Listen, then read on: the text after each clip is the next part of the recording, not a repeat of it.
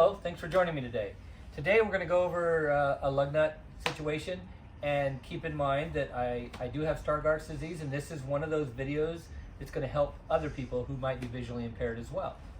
So, in removing lug nuts from your wheel, it's important to understand that if there are plated or powder coated lug nuts, using a pneumatic tool, whether it be electric or air, they use a ratcheting hammering effect, and that can damage the plating or the powder coating.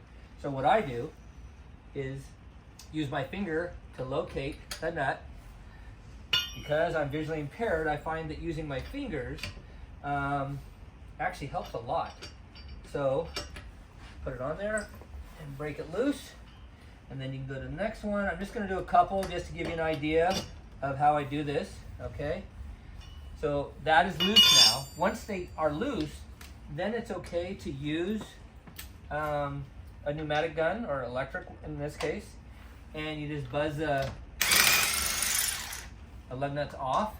Okay, again, using my finger to locate the lug nut, because my eyesight, actually I cannot see where that lug nut is. I just know the general area of it, and that's how come I'm able to do this. So when I go to put the lug nuts back on, I've taken the wheel off, cleaned it, go to put it back on. I do it the reverse way. Again, use my finger to locate the hole, and then that's my guide to get the lug nut in there so that I don't risk damaging the plating on the wheel. And then it is okay to use the impact or the electric impact gun to just buzz them down to where they touch. Okay, using that star pattern.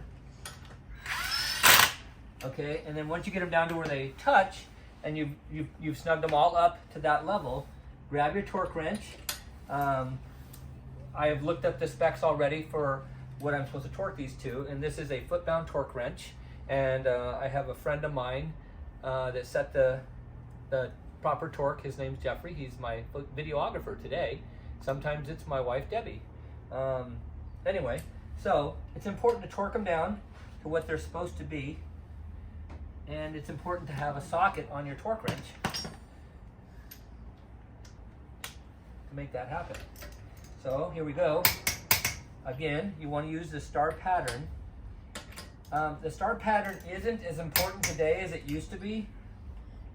It used to be that the studs actually carried the weight of the wheel, but sometime in the last 30-40 years, they started making wheels what we call hub-centric wheel, where the center of the wheel, that hole that's in the middle, is machined to fit the actual hub of where the brake rotor is on, or the drum is on. There's a lip that sticks out, and that hub will fit right onto that. So nowadays, the lug nuts actually just keep the wheel from falling off. So it's important to torque it down, but understand that the weight is actually carried by the hub. A lot of aftermarket wheels aren't necessarily hub-centric. So if you just do the star pattern and tightening down your wheels, you never have to worry about whether it's fastened down true or not. So thank you for joining me at Blind Man's Garage. I hope that can help you.